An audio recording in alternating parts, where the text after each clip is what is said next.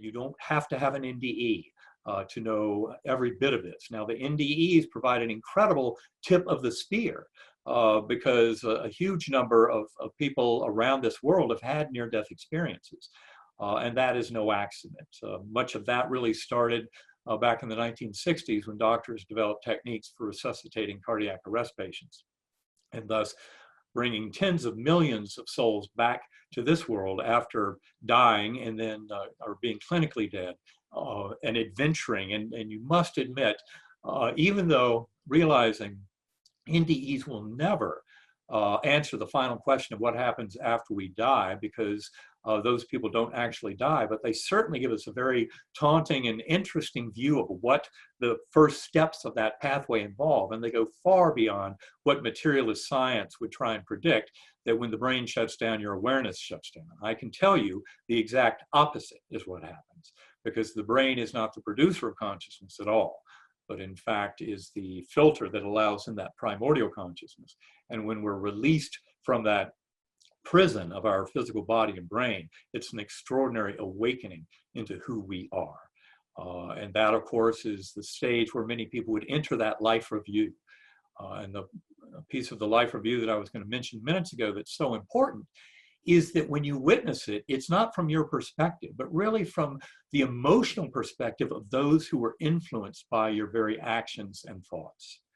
And that's the really powerful lesson to take home from life reviews, is they serve as a teacher to help us in basically working with our higher soul and soul group and planning the next incarnation, so that all the best lessons from this lifetime just finished can be properly processed, and then we can set the course with the highest lessons possible in the next incarnation. And I believe that's where the life review is so important.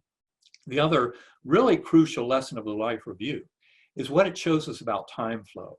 And that is that time, earth time, as we see it marking our lives, existing in these physical bodies in this realm, is only part of the stage setting to allow the drama to unfold here. But there's a much more fundamental, what I call deep time, which is an ordering of causality, kind of from that spiritual perspective, that is much more an ordering of an individual soul's kind of journey and growth and work with a soul group and life review and planning next incarnations, all of that kind of thing, plus the evolution of all of consciousness itself. Now, in my coma journey, the beautiful Gateway Valley, a place where life reviews would happen and reuniting with souls of departed loved ones, very beautiful, beyond description. And parts of the learning and knowing there involves what I call knowledge through identification.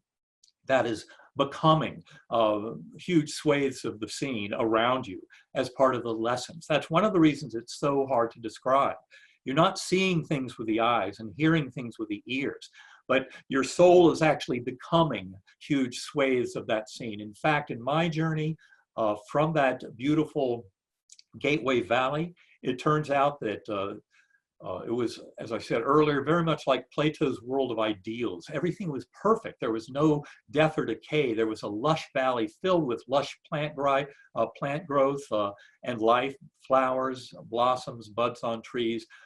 Just an incredibly gorgeous scene. And there were thousands of beings down below dancing, lots of joy and merriment, children playing and dogs jumping, incredible festivities, because up above it was all being fueled by these swooping orbs of angelic choirs, these pure kind of ovoid golden spiritual beings that were emanating chants and anthems and hymns that would just thunder through my awareness. And in fact, those angelic choirs provided a musical portal to higher and higher levels. And I remember seeing all of four-dimensional space-time collapsing down, and then all of deep time and the lessons of the spiritual realm collapsing down as I ascended up into what I call the core. Now, the core is as far as I went, but I cannot imagine going any further, because the entire higher dimensional multiverse throughout all of eternity had been shrunken down into this complex oversphere as part of the lessons of how all of this works. In that core realm, I was aware of the infinite healing power of that God force that I called Om, because that was the sound I heard there. And I think the origin of it was the resonance you might expect when you're in a cavity with infinite dimensions going through all of eternity. To anyone in music theory, that might think that's crazy, but that was the sound I heard, was the resonance of that incredible core realm, with that awareness of that God force, of pure love, a brilliant orb of light that was there to serve as an interpreter, a translator. And I was always told, you're not here to stay, you'll be going back.